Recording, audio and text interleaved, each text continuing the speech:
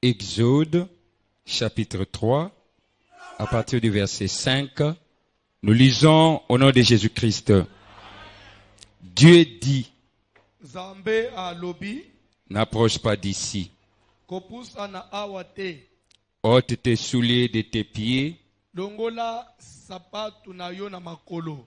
car le lieu sur lequel tu te tiens est une terre. Exode chapitre 3 à partir du 5e verset. Car le lieu sur lequel tu te tiens est une terre sainte.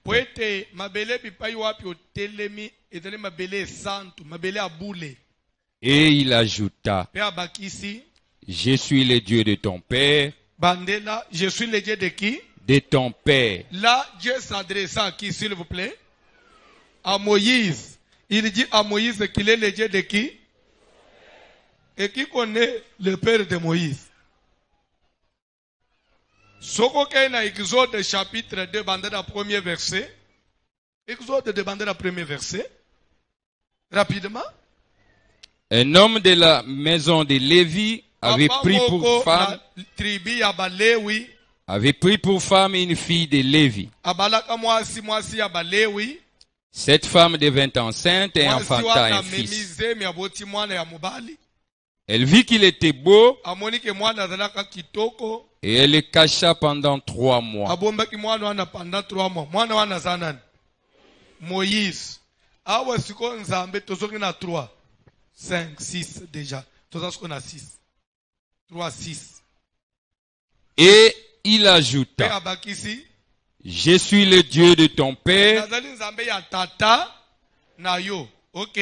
Tata ya Moïse nani tokei. Le Dieu d'Abraham. Le Dieu d'Isaac. Et le Dieu de Jacob. Tata na yo Jacob. Tata na Abraham. Tata na yo Isaac. Pe tata na yo Jacob.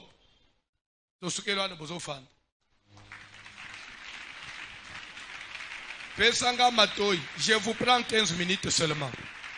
Je vous prends 15 minutes. Pesanga matoi. Nazana a besoin de comprendre le thème Tozanango sur la maison de mon père. Quand on dit la maison de mon père, comment on a directement kaka papa ya botayo, soit papa ya papa no sukeli wanate. C'est plus que ça. Soko kalikile na Abraham. Kobanda Abraham nzamba bimisie na Mésopotamie na Genèse chapitre 12. Ndenzamba kumizamba Abraham. Ti Abraham fanji ti na kati na désert. Les hommes d'Afrique. Aye kobota mwana na 100 ans. Mwana ngunde Isaac. Isaac pe abali na 40 ans. Avangi stérilité 20 ans. Aboti mwana bana ya liboso ba mapasa na 60 ans. Bana wana pe bayiko kol. Jacob akeiti na mboka na Laban. Anyokwa mikuna ti après 21 ans. Ndaye kobima et pas ya Laban. 21 ans oya passé par Laban sans même compter son âge. Jacob ayiko bota 12 tribus. 12 tribus bayeti kokota na Égypte baumbu. Basali 4 siècles, 400 ans en Égypte. Après, Ndenzamba se révélé na Moïse. Si photo ça un calcul là normal, nakoloba que Dieu s'est révélé à Moïse. Ezali lere bakokisi. Même pas 400, déjà 400 quelque chose. Parce que Israël a bimi en Égypte na 430 ans. 4 siècles, 30 ans. Nde Moïse a bandi démarche, ban Israël a bimi. Nde le nzamba se révéler na Moïse. Pas au se présenter, je suis le Dieu de ton père. Ton père qui? Abraham. Même si photo calculé. Moïse a yébi Abraham. Moïse et Abraham étaient là combien? Combien de générations? Combien d'années? Parce que nous avons fait tant que l'Abraham. Nous avons besoin de combattre na racine. Pour nous qui ça, deuxième livre de Samuel 21, nous avons dans le premier verset. 2 Samuel 21, nous avons dans le premier verset. Du temps de David, Na époque ya David, il eut une famine qui dura 3 ans. David chercha la face de l'Éternel et l'Éternel dit: c'est à cause de Saoul et de sa maison sanguinaire. Est-ce que quelqu'un peut me comprendre, peut me suivre bien? La Bible dit du temps de David, il y eut une famine qui dura, une souffrance qui dura. Est-ce que quelqu'un me comprend? Pas si mon pays mais salinini et umeli. N'attends pas si umeli David albité. Il faut na luka. Pourquoi que luka nzambe? Pas si yango. C'est vrai, to boite to zana mukili ya passe. Mais umeli. Et umeli. Likambuno ya obote salinini et umeli. Poma ya santé à moi non est selenine et umeli. Likambuno ya mariage est selenine et umeli. Makamuno musale est selenine et umeli. Bible dit que il y eut une famine qui dura. Vous allez y mais et umeli.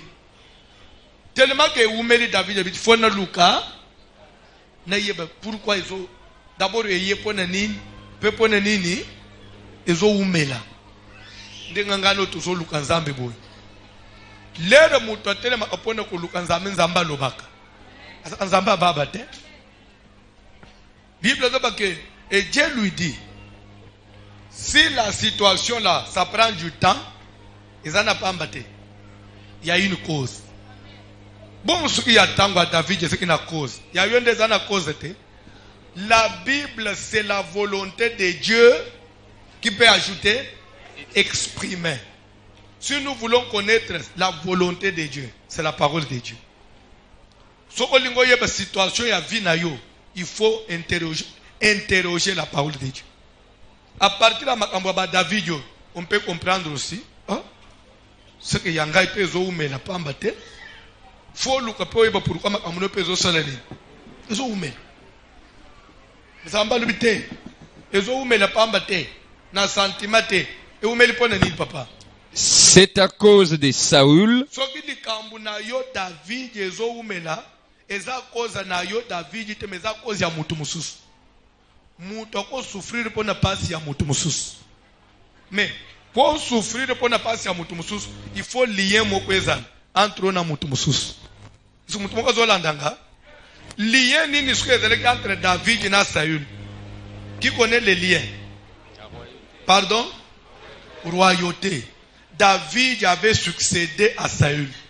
Comme c'était la même royauté, on dit les hommes passent, les institutions restent.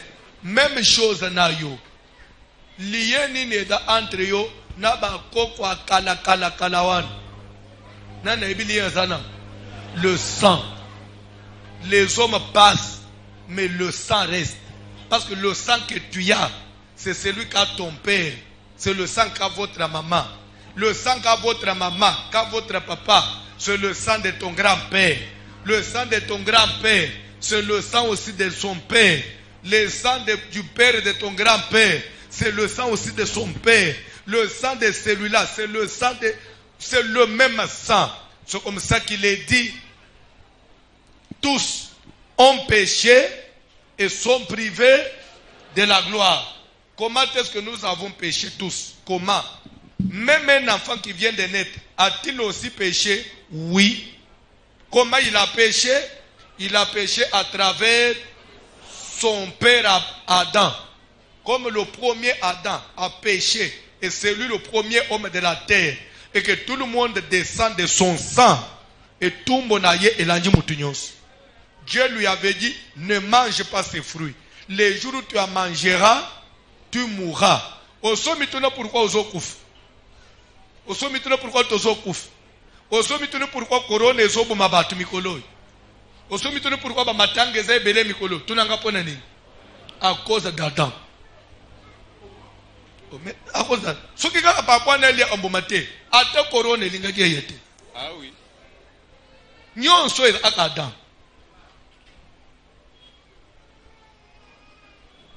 Amen. Alléluia. Alléluia. Kola pambula mutumoko.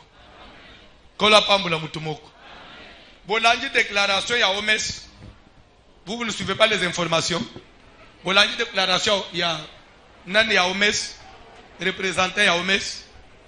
Il prédit déjà que d'ici le mois d'août, le monde risque na kokota na état moko sombre koleka oya 2020 dit na corona. Parce que maintenant il y a le nouveau variant Delta. Le corona actuel, c'est le variant Delta. C'est différent de tous les coronas qu'on a connus là. Il y avait le variant britannique, le variant sud-africain, le variant indien. Maintenant, il y a le variant Delta. Et c'est, on dit d'ici mois d'août, si on ne prend pas de précautions, ça va être plus grave que 2020. Parce que vous ne suivez jamais les informations.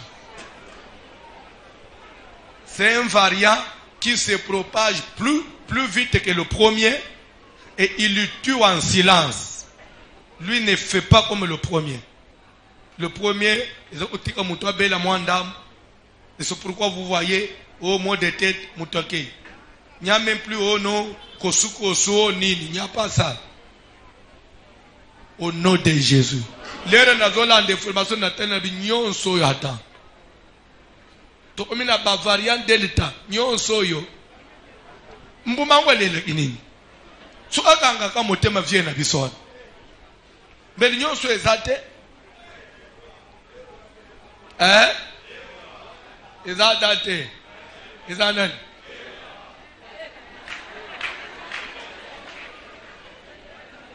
Ba mama bozoyo. Ba beza dante. Eva. Hein? Le oso moi c'est. Ndé kufa tozo ufa. Eva P. Na le battle ola ba frère Eva P. Ah mama wana P. Pardon? Eva te nyoka. Au moins oyo lobi wana. Obimi penza mwasi penza. Parce que même dans le jardin d'Éden, l'air batuni Adam, le ce n'est pas moi, la femme que tu m'as donnée. Zambatuni Eve, alebe ngaite nyoka. Donc oyo bosali awo, o penza ya jardin penza. Bosali la Bible penza. C'est la Bible ou fakate? Bible dans le bac du temps de David. S'il vous plaît, il eut une famine. Mais la famine là était causée par qui? Par Saül. Mais la famine vient se manifester na époque yanan. Ya mutu mususu. Lelo zo bika makambo zo se manifester na époque na yo. Mais oye salama na époque batu mususu. Et c'est ça la Bible. So aucune église moko bazote que il n'y a point de condamnation pour ceux qui sont en Christ. Azali a pasteur mou ya oboto la Bible. Aza pasteur faut que na bana ekodim. Kutu na olobake bana ekodim akalembelembe balekiye. Oh, comment bazote ya bino biloko na ba condamnation, Jésus a déjà fait couler son sang. Vous pouvez communiquer quelque chose? Etienne na babamba ye mabanga Yesu na no sopa kimagilete. Na ba kiselebino jour Pierre abimisi épée.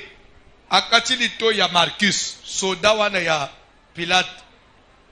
Jésus a dit Pierre, retourne l'épée à sa place. Car quiconque tue par l'épée, périt par... Oui ou non?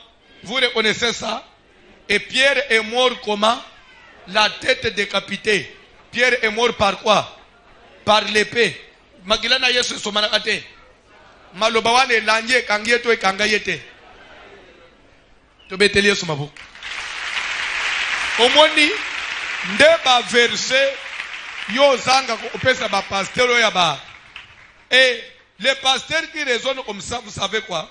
Souvent ils aiment prêcher en français.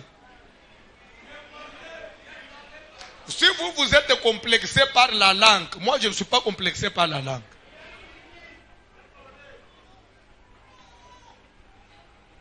Ozomona na te. Temikolo na une église francophone.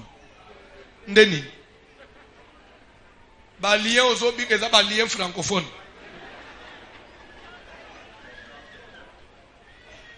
Ozana ba lien ki congophone. Ozoke osambre na francophone. Komba ozanango chilubafone.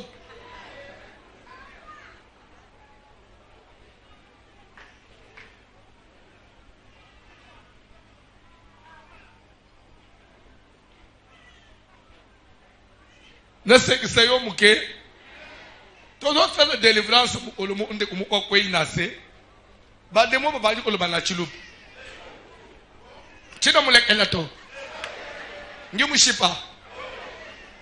Oh, heureusement, peine de quoi bandeko sambela, serviteur wana. Oh, azasko mulubo ya chilubo sko ya ngro. Chilubo ya ngro si. De mozo iya yet. Wewe nyuma wabukoi. Njungwi pata mujina jaye. Jamuka nenga Yesu Kristo. Bakena mbapawana demo palme. Ngabe na bien. Place na zabo ozui. Okanise ko komonela biso. Zoye.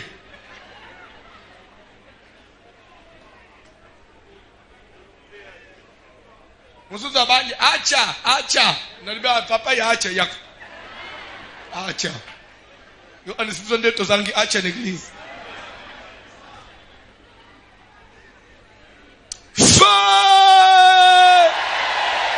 Du temps de David, il eut une famine qui dura.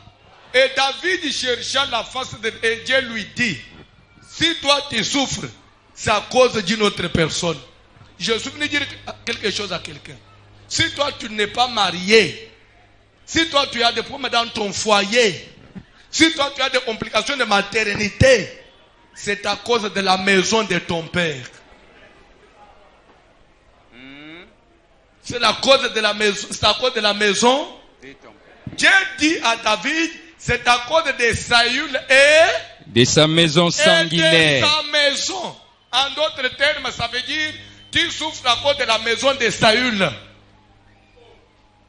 C'est à cause de la maison de Saül. Une autre maison souffre à cause de la maison d'une autre personne. Ta maison souffre à cause de la maison de ton père. C'est à cause de la maison de Saül. C'est une maison sanguinaire. C'est une maison où on a versé le sang. Ta famille, ils ne sont pas innocents. Ils ont versé le sang. Ils ont fait souffrir, ils ont maltraité les autres. Tes ancêtres, ils avaient maltraité les autres. Je me souviens, il y a un grand pasteur de la place. En 2006, il m'a recommandé son petit frère dans cette église. Disant, pasteur, je reconnais quand même la particularité que Dieu vous a faite. Parce que c'est vrai, on est tous serviteurs de Dieu, mais chacun a une particularité. Dans le domaine de la délivrance, vous êtes un peu calé. Je te recommande mon propre petit frère. C'est un grand pasteur, il a même des chaînes de télévision. Parmi Kabayene Nabiso. Toyamba, Lekinaye, Tosololi. Nyonswan, c'était quoi? Les gens mouraient dans sa famille. lero mo ba kino ba maki bazo menacer tukele upiye église ou azo sacrifier bato na usacrifier bato no sikazanganga koma ye bande nebe ufaka kaka alibe papa woya kwa kufa lisusu bakanise ungayi kendera ni papa tume lero tukotsinde kwana na prière to ba période to kota ba service abato to bangi lundi suivi de kati samedi matin église où tu es dans mabele eza oyote ya batol tumangala mu asalite to bangi délivrance les femmes voulaient sur ebeti muto zobal na potopoto papa wana za imbinga amacha bambani nase to pusana boy nani yao ngai lunda mwati yavu lunda mwati yavu to tanga na classe 1 papa awo nini François tikangai na tu vieux yebi ngai abi j'entends trop parler de toi nabi papa mais yo pe nini ya roi lunda nini oh non problème eza pamba te comme eza bato baza sima na ngai ya nde bazobo ma famille na tuni banane baza sima alobi na kasu bolobat mbala mu ba voye bandi ubimebele na acha papa wana nan obi soto zali ba esclave o to kufa pona dynastie oy ça veut dire quoi je vous jure ce que ba sala nzambe to na bangona tangwana ils connaissent l'histoire et na kenda na utana na révérend pasteur na biseke tala makambo ebimi pona famille no boy alme pasteur bande unanga balingi ozo conscience te lokola bango mo ngana za pasteur za ke ba anisike lokola ngade bi pasteur famille meza sauver non faut mutu na mutu pelo délivrance na ndenga na yi c'est vrai makambo zo bande za makambo salema na histoire ba koko na biso parce qu'ils sont de ces coins là et les esclaves disent quoi à l'époque parce que bazaba descendant ya lunda à l'époque soki roi un roi ya village il veut mourir donc roi koki komi kufela te parce que soki bo salaire que roi mikateli motemba c'est que batu bakolanda na ata kombie ba ukufa na famille wana soki roi bandi obundana malade bo trouver que roi siko ya kukufa il faut bozo trône na ye kiti na yo ya roi ya fanda wana bokamati bovangisie na kati bozinzete mo kwa mulai bobongisi yangu bien bosala ngusonge boye bokotisie na mutu boluki bato amakasi bazokotisa nzete wana et traverser kingo elandi colonne vertébrale ebimi na niveau anis pe etoboli na kiti ya vanje songe nango ebimi na se donc roi il faut kufa na modèle wana donc lere azobunda naliwa c'est tango bazokotisa nzete wana nzete wana ndezo kata imotem il doit mourir comme ça. Et quand il va mourir comme ça, bozo zoye nak trône wan. Ba timoli tsiko libulu ya okundaye. Soki bo timoli libulu bokomi na se, bozo sa de chambre, cave mo na se ya libulu. Bo koti na se bo sali cave. Bozo tsiko roi na trône na ye. Bo kitie na libulu, bo ene na cave wan. Avanyi na cave pesi mu Kongo na mir, azotala na à l'entrée ya cave pona obimana, hein? Net obimana. Vous comprenez non? La description là. Bon. Maintenant, vous prenez par esclaves, mi-balé, des jeunes garçons, vifs, babazana makas, bozolo tabouret ya mikebibonga, même pas de bibonga, boche mo na gauche na ye, mo na droite na ye. Les deux garçons, bazo kota, bavandi na bibonga wana, sapouya, likolo ya, lobo ya kiti ya au roi, et ben ba roi evandel, ba sapouye boy bavandi, vivant, baza malade te. Après boye na etoko bozi bokotina sala bozipikav bokangisa una banzete bozipikav après boche mabele et les deux garçons doivent faut pas faire na kati wan pour dire que pourquoi au roi batoboli bongo nous maintenons le pouvoir dans notre famille et nous devons toujours avoir des esclaves qui se sacrifient pour nous qui meurent pour notre pouvoir et ba esclaves ne faut pas ende bon. Et à chaque mort ya roi, deux personnes doivent partir comme ça. Maintenant, ba esclave on est bazolo banakati na frère. Nous on n'est pas tokufa combien? Totika bana, ba musu tobotate pour leur dynastie. Siko François, lelo sikoi, bangunde badala na kimia, bangu pe fo basila. Ba vina bangu fe c'est compliqué. tozo venger makila na biso ba esclave. Et l'air n'a qu'un abbé le pasteur me dit pasteur, makambo zoloba. Même un gars qu'on a vivant côté, mais toyoka on a masolo na bako on a que c'était comme ça. Et même ce qu'on veut vérifier dans livre l'histoire c'est comme ça. Et tant que ce qu'on l'air nini bilo kwa ne salem même avant colonisation belge. Makambo ne salem avant. Mais ezoyo ko na ba répercussion quand na génération actuelle. Vu ozo mona oyo. Bozozo ba mabala bamabala nazo mituna alibala ya yohana alibala te même yo mundengo za o mitunaka na vanyi na alibala c'est pour combien de temps eza penze libala ou bien eza quelque chose de semblable nyonso monaka wana eza yote eza faute ya mobilité eza te koza comportement mabe la maison de ton père nzamba zo ebisa Moïse na nzambe ya Abraham Kopu dike suki na lubina bande upinire yo abo nazo banda na Abraham suki lubina bande ufuta yo nazo bandera na nani suki na kitipone ubimise bino na Égypte c'est à cause de l'alliance que j'avais traité avec Abraham avec Isaac et Jacob ndenga ina kitipone ubimise bino suki nzamba ko bimisa bato na bumbu pona bolamu ya ba génération oy antérieure ya ba siècle na ba siècle bongo kofutisa mabe Osko bazoe ba yelo ba matin suki yandegeni. Et pour chiter pour lelo, maintenant David ya tuninzambe na 1 roi na 2 rois 21 a tuninzambe. Que puis-je faire?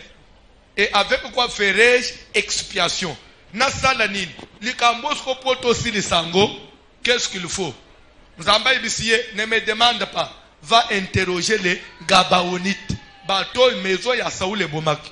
David akelu kabaka unita tuni bango awa makambo eza compliqué nzamba le bifoka bino bolimbisa biso bakabino pe babino non ba pese biso mbongo te eloko te il faut ba livrer biso bana mibali 7 ya maison ya bazana makila Saul to boma ba nazokende kushite lena balobi balandela na famille ya Saul atika subana te bana nyoso bakufa Saul atika ka bana mibale bana wana kutu ya maison direct te abotaka na ba makangu kutu bayebana te lokole service ya renseignement za makasi nde bakere retrouver bana wana bayeli bango baka muntu beso wango Saul azasu na bana te to retrouver ka 2 baka muntu be biso foka 7 mais bozo luka 7 mais ya tikalika na 2 so to sale en tout cas papa pour biso to limbi 7 David ya bengi sukoyo sentire na ye so senga to kozwa mutu mo albite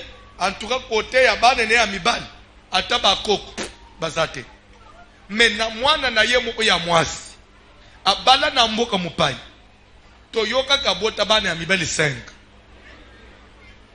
David alibokende kurekipere bana ya mwana na ye ya mwasi na libala na ye bana wana 5 ba yao nde bagezwa bana wana 5 ya mwana ya Saula ya mwasi mwana mwasi wana na libala na mboka mususu baze kukanga bana ne 5 bayena bango basangisi na mibale ya Saul basali 7 bapesi bagabaonite bake kokata bango mitu nde kanda ya nzambe esili na Israel nde benediction ezongi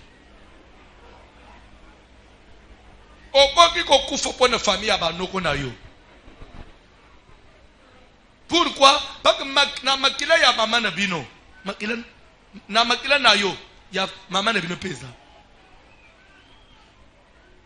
bana na yo bakokufa pona famille na yo mama bana no bakobika pe vieux na famille na bino nde omoni siko ndengo fanja le mituni o nazo buka oyo kote ya butata bien kote ya eza na Bible. Si la Bible c'est la volonté de Dieu exprimée na passage one instruction ni noko tirer toute écriture est inspirée de Dieu utile pour enseigner. Quel enseignement quand vous lisez ça? Enseignement ni yo ozo enseignement yo ozo eza yake ni apprendre condamnation pour ceux qui sont en Christ wana ndebu gamuna nzambe oyebi. Tu comprends? Non, ça c'est la maison. C'est que na koko kufa pona famille na bimeli naza na besoin osala prière mateyi esili ozosambela Seigneur naboyi nakufa lokola bana ya mwasi ya mwana ya Sauli naboyi nakufa pona bakoko ya neti bakoko ya lunda mwati yavo naboyi nakufa parce que songolo to pakala adalaka ko baluka ngando akotaka na mai oyo kama solo wana tiko na bino mo asa ngando le mo abaluka ngando afanyi na mai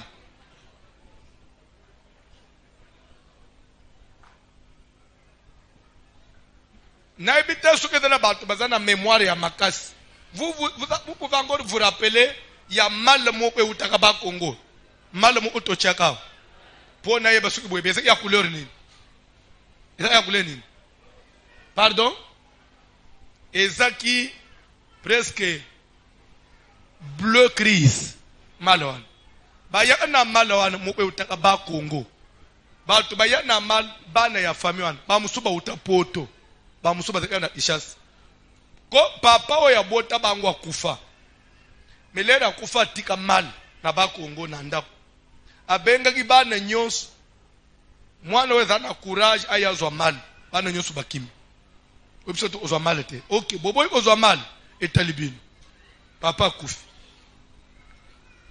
lele papa kufi mal efanda na nda usoki 20 ans ezaka suki bakomi na epoko papa kufaki mwana mu ufa kufa bakomi na date papa ufaki mutu meme na poto ufa kufa lere bakende boy non tozomona elo omoko na ba Congo tozomona likambo na famille na bino ti bayo obota courage baribite bayo omona ngai papa il faut sunga biso na bino bo sala tu bo mema mala boye na ngwa baye na mala bachaka dena malo ana bachaka dena isala 20 ans mais nakati na mal nguma moko azana kati lere mal efanja nguma zo bouger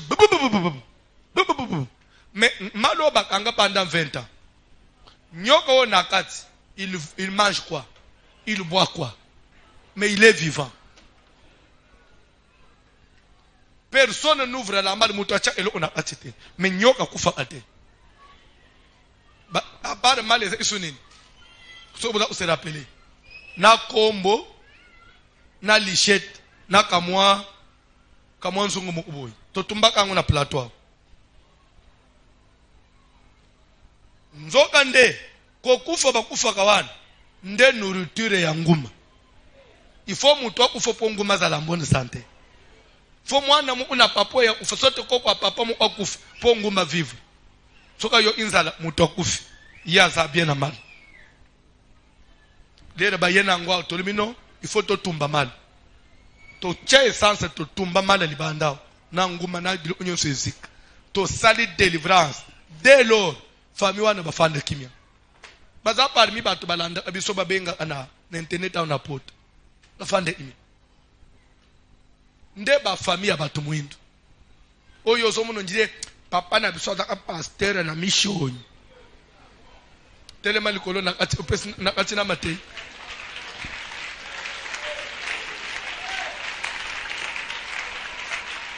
te mema kambo pasteur na bino zote ya e concerner famille na biso te po famille na biso papa na biso za apôtre na neo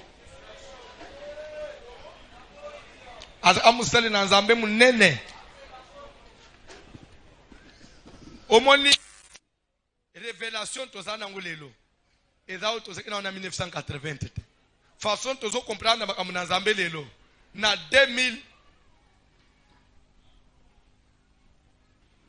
façon tozo comprendre bakamu na nzambe lelo 10 ans passés to comprendre kango bongo te ozo sala prière nini ekoki ko réclamer yo na liboto uti nini ekoki ko réclamer via bana na yo ozo bota bana na bu mwana nyonso bana ni faut pas problème bana ni faut pas comme bizengi bana ni faut pas comme ba infirme yo ko bota infirme te je l'ai dit oko fait le paix mwana te amen non des faibles Nous avons besoin de prière. bande koso sambel mingi naza besoin de requête par rapport à l'idée pour prier maison de mon père tu connais la force moko libulu moko etimolama pour bisoto bando kende ko remplir am ngala ukota na libulu wala moto etumba libulu tu connais na nyoka moko atikala na forêt kuna na Équateur lion moko atikala pour vivre faut bisoto kufaka pour yazwa makila ngubu moko atikala na sena mai na mboka aviva ana makila na biso aviva ana finance na biso bakosi moto epela to sambele na ombo na Jésus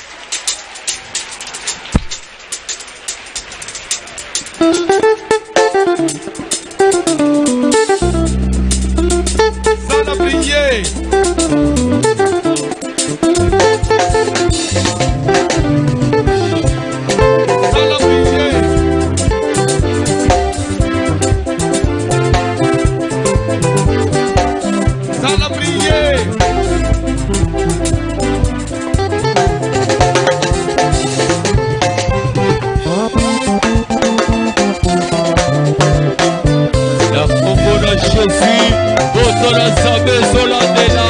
réclamation aussi à Milou et à famille la gagne.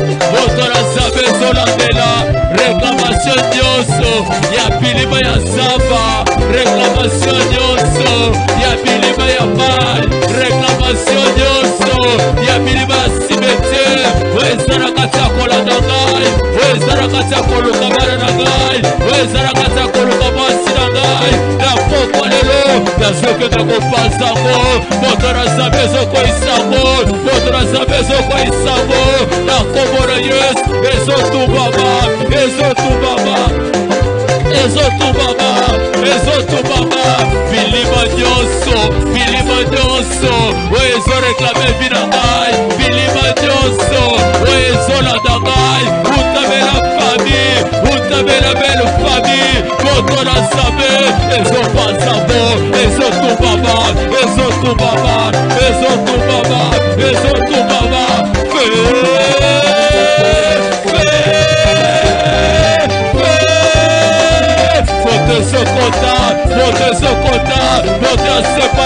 votre séparation, les autres séparengai, la Bilmanios, Yazamba, Patotem Dios, Wezola de Minagai, les Okoya, la Komora Jésus, réclamation Dios, Yakata Minagai, Wezolukangai,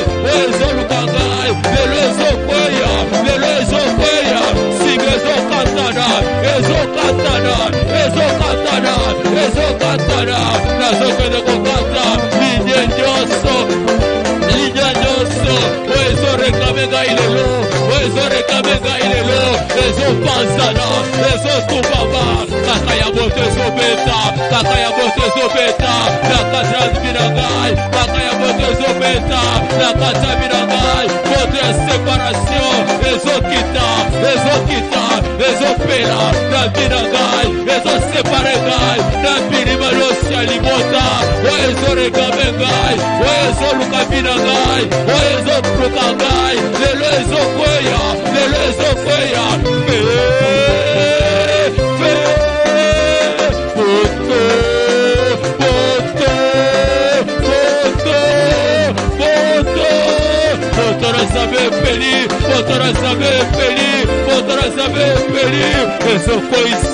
Ezokoisa, réclamation Dios, Ezokatana,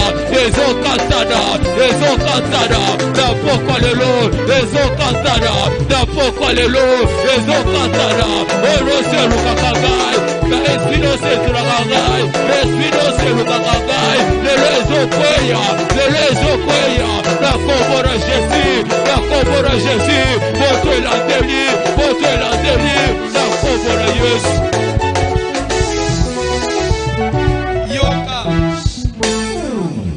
Nabanda ko expliquer na ba ouvrier le to zo sambela na bango.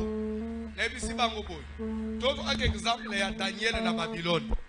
Daniel bato ya Babylone bazo sepela na yete. Koma ye mupaya, mouta, esclave mu boy.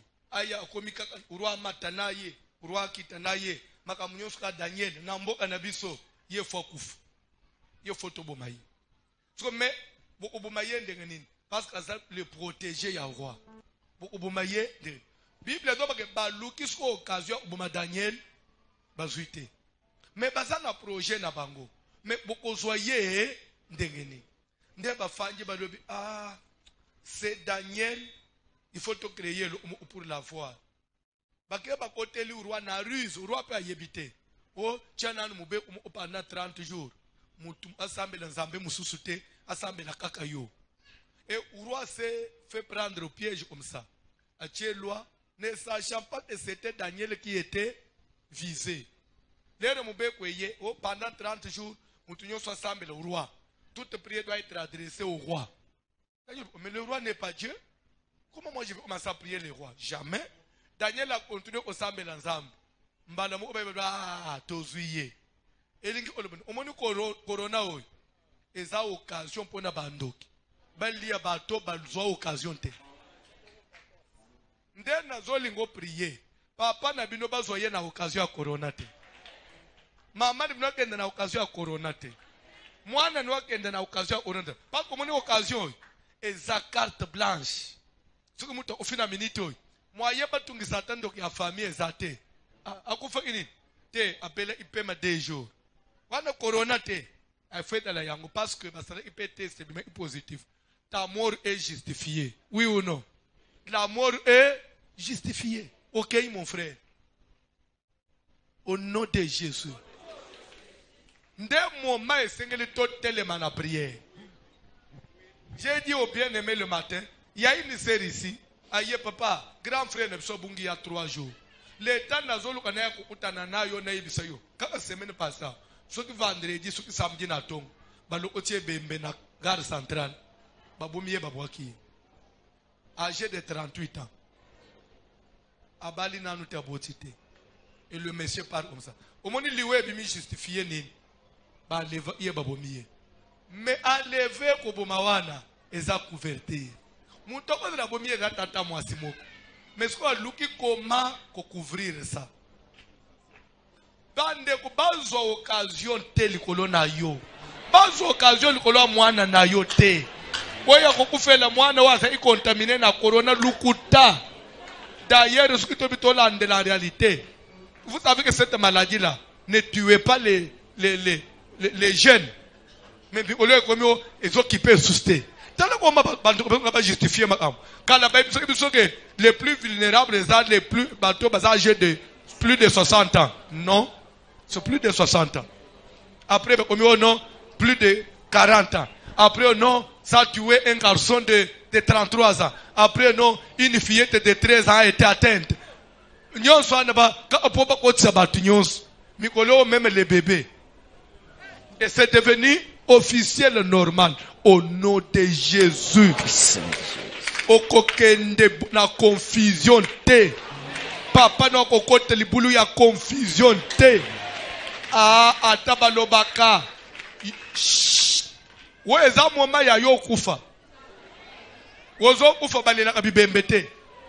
Soki balobika za corona, bacho na sak. Bato bazoko kendo undo bato a hôpital. Si vous avez une position, vous avez une famille, vous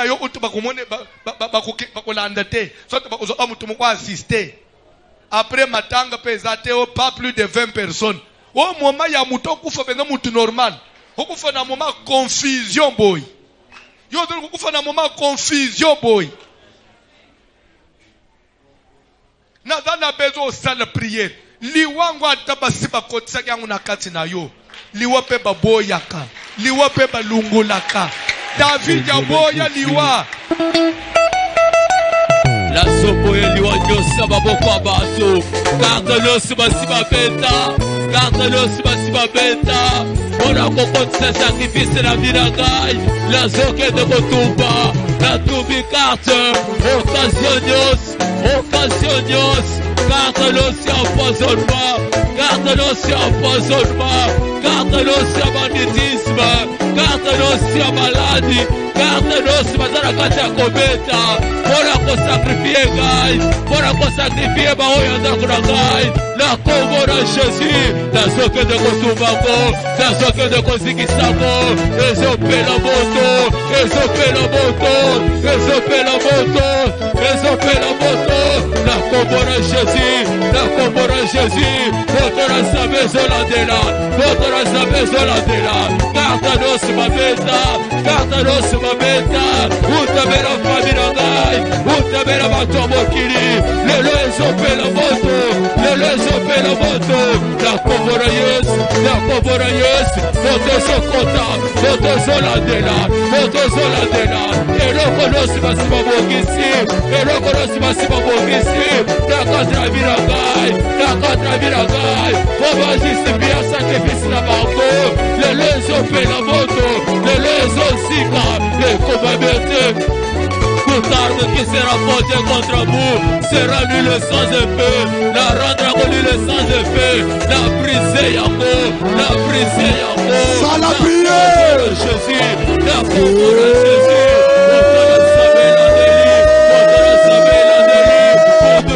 moto na Nzambe la délit, moto na Nzambe zopela, moto na Nzambe zopela, moto na Nzambe zopela, moto na Nzambe zopela, au nom puissant de Jésus, au nom puissant de Jésus, au nom puissant de Jésus, au nom puissant de Jésus.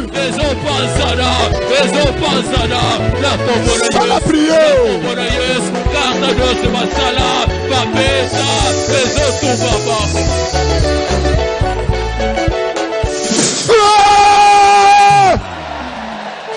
Zala branché. Zala branché. Soki Nzamba salaki okutana na voici l'homme. Ezaki pose à connaissance likolo ya famille na bino. O découvrir makambo ye batama kuna. O découvrir ba hotel o ba dressaka. O découvrir bilima o ba invokaka na famille oyo. Lelo ba komi kozwa milimo ya bato. Pe bazosa bato oyo ba botami lobi ao. Mibange na famille oyo bazalaka lisusu te.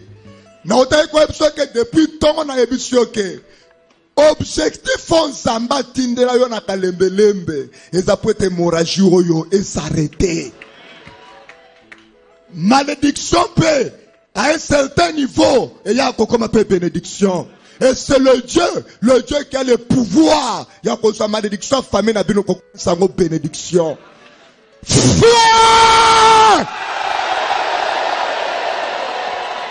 Denga badressa ka ba hôtel de sacrifices, il y a monde de ténèbres.